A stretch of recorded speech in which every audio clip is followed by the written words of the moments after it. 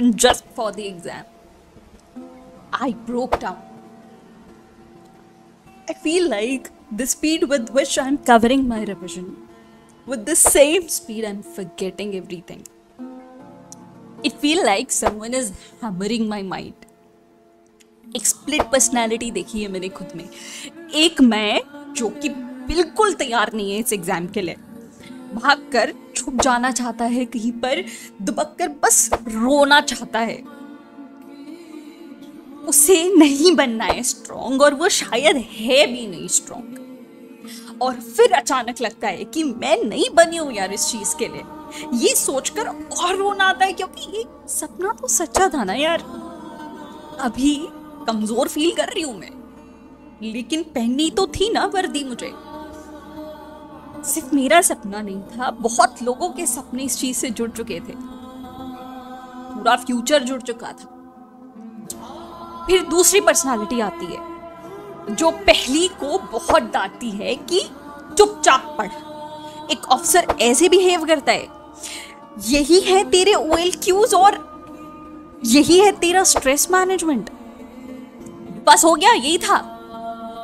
उस वक्त सच बताऊं तो कसम से मेरी डांट मुझे से नहीं जली जाती। मुझे आज तक सबसे ज्यादा डर लगा है ना तो खुद से लगा है। तो रोकर मैंने फिर खुद को बोला कि यार नहीं हो रहा है ना मुझसे, बोला तो। ये स्प्लिट पर्सनालिटीज चल रही हैं, एक मैं जो बहुत कमजोर हूं और दूसरी मैं जो खींच रही हूं खुद को कि कर ले। और अचानक से उस कमरे में सांस तक नहीं आती है। वही कमरे की बात चल रही है वहां पे जहां मैंने अपने गोल से अपना कमरा सजाया था। Targets, trackers, code, world map, India का मैप, चार्ट्स, पता नहीं क्या क्या नहीं लगाया था उस कमरे में मैंने। उस दिन की याद आ गई जब ये सब दीवारों पर मैंने ये लगाया था और कहा था कि yes, this is my study corner and these things will help me to get my focus back. जब भी थोड़ा बहुत डिस्ट्रैक्शन होगा, ये सारी चीजें मुझे मोटिवेट करेंगी, याद दिलाएंगी कि I have to work very very hard for my dream, for my goal. लेकिन अब अरे ये तो सिर्फ कमरा है। उन सारे लोगों की याद आ गई जिन्होंने कहा था कि शिवानी तुमसे नहीं हो पाएगा, तुम्हें इतना भी नहीं पता है कि वेस्टर्न फ्लोइंग रिवर्स कौन सी है। तुम छोड़ दो ये सब। ये सत्य घटना पे आधारित स्टोरी है। Yes, there was a very special person who told this to मी।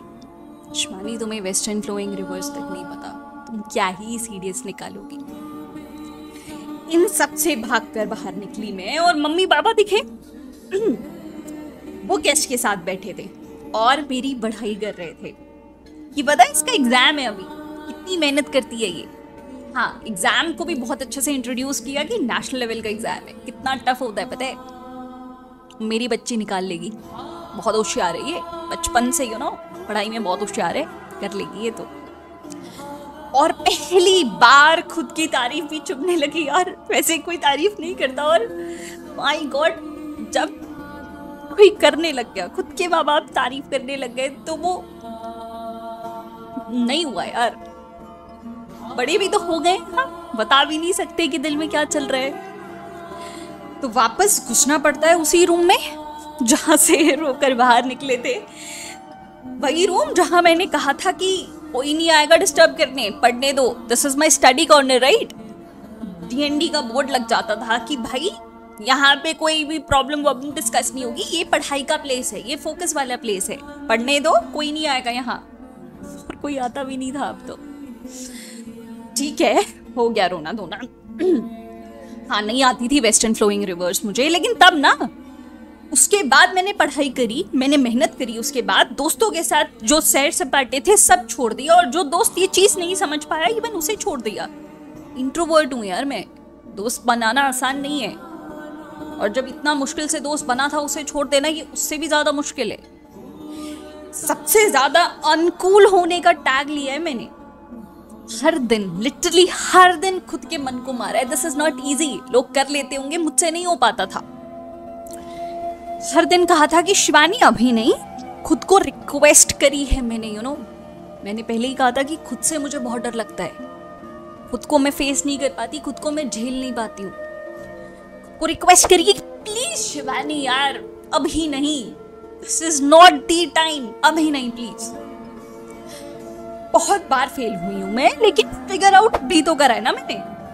नींद नहीं आती थी तो खड़े होकर पढ़ा है मैंने, खड़े खड़े बुक पकड़ के पढ़ा है। कितनी तो टेक्निक्स आजमा ली मैंने, Feynman, pomodoro, Pareto, Eisenhower, to do list, not to do list, यार क्या नहीं किया है मैंने। हर दिन कोई नया वीडियो, कोई नई बुक, कोई नई टेक्निक, उसको अप्लाई करना दोबारा से।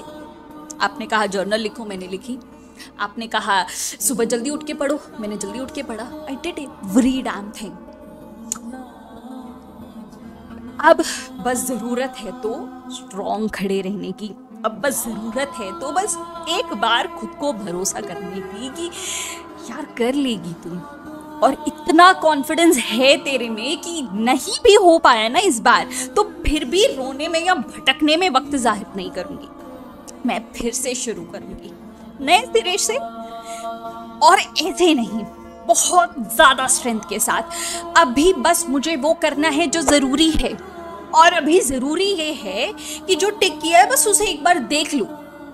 ये जो मन में चल रहा है ना, उसे बस एक थर्ड पर्सन की तरह देखूं। भगवद गीता में भी तो यही लिखा है ना, खुद को, खुद की हरकतों को, खुद के इमोशंस को थर्ड पर्सन की तरह देखो। वो आएगा, वो जाएगा, तुम्हें डिटैच होके रहना है। लेकिन ठीक है, चलो थोड़ा सा डांस हो जाए, थोड़ा खाना वाना हो जाए, क्या मनहूसियत फैला रखी है कमरे में। तो वही स्ट्रेस वाला चेहरा लेकर, वही रोता हुआ चेहरा लेकर अब मैं डांस कर रही हूँ। अब एक गाना गा रही हूँ। एंड ये पूरी कहानी है ना, एक बार नहीं होती, कई बार रिपीट मोड में चलती रहती है। लाइक फिर से एक थॉट आया, फिर से एक सेल्फ डाउट आया, उस थॉट ने बैंड बजा दी यार, टाइम वेस्ट कर दिया बुरी तरह। मैं बहुत रोई, बहुत डरी, फिर कमरे से बाहर, फिर कमरे के अंदर, फिर खुद को मोटिवेट करना और फिर से पढ़ाई शुरू करना। एंड ये साइकिल बहुत बार झेली है मैंने। इन सब के बीच में एक चीज नोटिस करी, ये सारी चीजें खुद से ही शुरू हो रही है और खुद ही पे खत्म हो रही है। बाहर वालों का कोई इंटरफेरेंस नहीं होता क्या, इम्पैक्ट नहीं पड़ता क्या? पड़ता है, बिल्कुल पड़ता है, लेकिन वो तो हमेशा ही पड़ता है ना। अभी स्पेशल क्या है, जैसे कि हमेशा कोई रिलेटिव होता है जो हमसे एक्सपेक्ट करता है और हम उसकी एक्सपेक्टेशन पूरी नहीं कर पाते। हमेशा ही कोई हमारा कज़न होता है जो हमसे ज़्यादा बेहतर कर रहा होता है, हमसे हर चीज़ में बेटर होता है। हमेशा ही हमारे माँ बाप को हमसे कोई ना कोई दिक्कत ज़रूर होती है, कोई ना कोई शिकायत ज़रूर होती है। अरे ये शिकायत तो किसी स्ट्रेंजर या किसी बहुत जिगरी दोस्त को भी हमसे होती है। मतलब हमेशा एक वर्बल तरीके से या इवन नॉन वर्बल तरीके से तुम्हें कम्युनिकेट किया जाता है कि you are not enough, you are constantly not enough, right? But उसका तो हमेशा हमें फर्क नहीं पड़ता। We are like okay chill, I am okay, I am happy with myself. ये थ्योरी हम एक्सेप्ट कर चुके हैं, लेकिन अभी क्यों? क्योंकि क्रक्स है सेल्फ टॉक का। तुम खुद से क्या बातें कर रहे हो, खुद से क्या खुद को क्या कह रहे हो, वही बस आपके माइंड में जा रहा है। This is the whole concept of self talk.